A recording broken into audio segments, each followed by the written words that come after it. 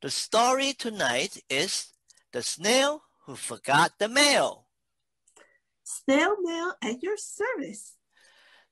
The story is written by Siegel Adler, and the illustration was by Ferry M. and Linton Pendu P. The forest monsters woke up to a nice surprise. Trees full of ribbons and balloons in every size. But the biggest surprise was a sign on the tree. They wondered what it said and all ran to see. Guys, what is the sign saying? Let me get closer to read. You are invited to the palace next Sunday at 2. It's the king's birthday party. We'll be waiting for you. The Monster King celebrates just once every year. So come one and all. We are expecting you here. A birthday party? Yippee! Party, party, party! Monster King felt great. He had planned everything. He would show off the present from Mountain Monster King.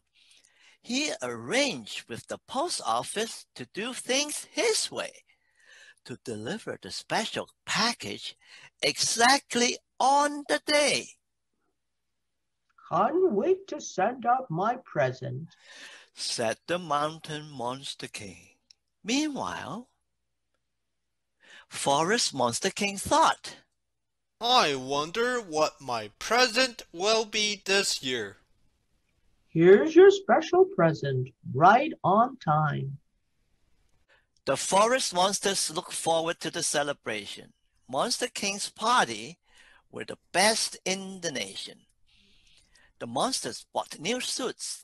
They'd be properly dressed. The ladies bought new dresses, so they also looked their best. Everyone was curious, but soon it would be clear. What present had Mountain Monster King sent this year? I hope it is something special. Meanwhile, the forest monsters are all guessing. What is? What could that be? What kind of present? Do you know?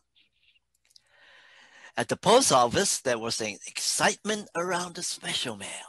The package had arrived, but the mailman was a snail. Is the king really going to send his present by snail mail? He would set out early Saturday without any delay. Although he was slow, he'd be on time the next day. He must be careful not to anger the king by mistake, because if the king yelled, the whole forest would shake.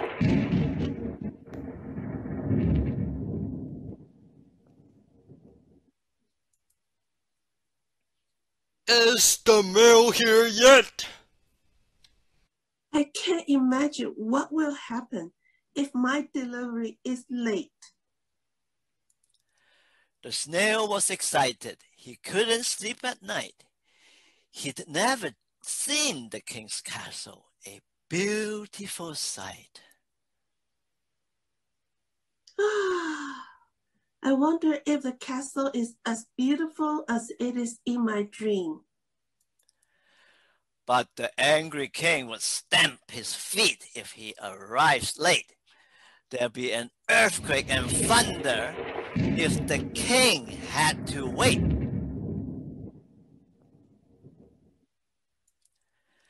To annoy His Royal Highness is not a good thing.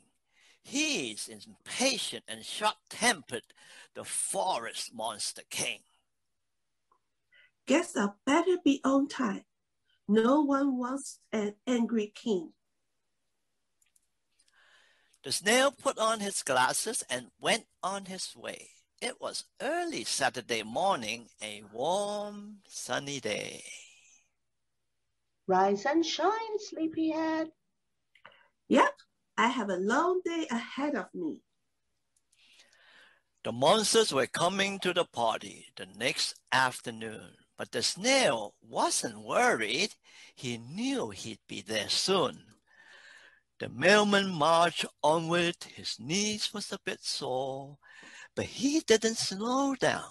He walked as quickly as before. He arrived at the royal palace safely and on time. The palace was all decorated. It looked truly fine. The walls were covered with lights and flower galore. The throne was all surrounded with gifts on the floor. But His Royal Highness and all the guests thought it was about time to see what the snail had brought. The king gathered the guests.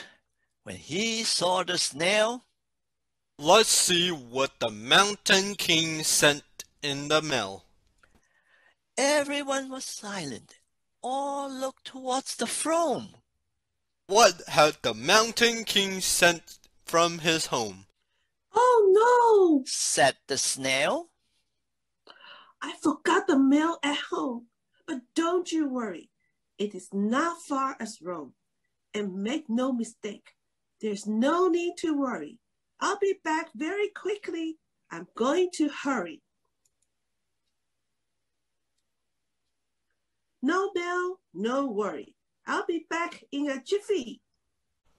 Little Snail, don't be silly. You're not on the right track. It will take you 3 days to go home and come back. I want my present right now. This just won't do. I don't want to wait at all. I'm disappointed in you. By now, the king was boiling with rage. He looked angrier than a lion trapped in a cage. The king might stamp his feet. The guests started to shake. There would be lightning, thunder, and maybe an earthquake. Hold tight! Thunder and lightning is coming! No, I see.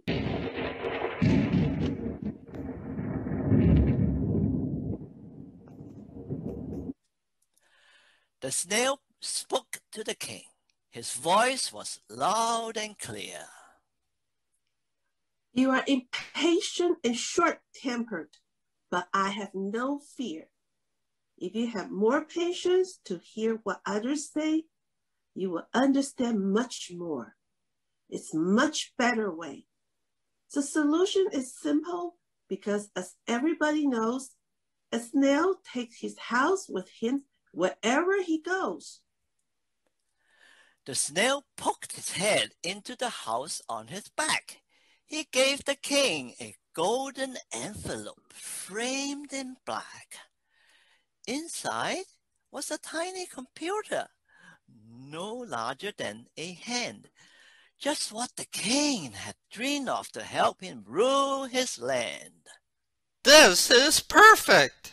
And it arrived on time. Everybody cheered for the courageous little snail. He stood up to the monster king, and his advice did prevail. The forest monster was a good king, but truth to tell, he was much too impatient, quick to anger and yell. I respect you, my king, but I am speaking the truth. Thank you for being honest with me. The king of the forest monsters said sorry right away. He shook the snail's hand.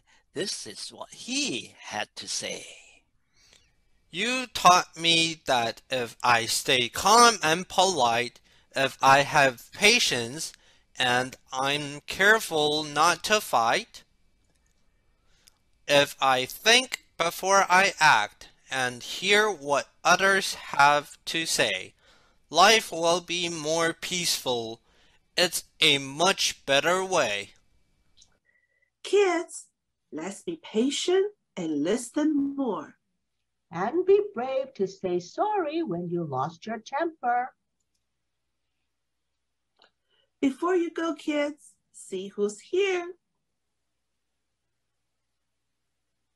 Not him, it's me. Come find out what trouble I am in next week. Bye. The end. 结束。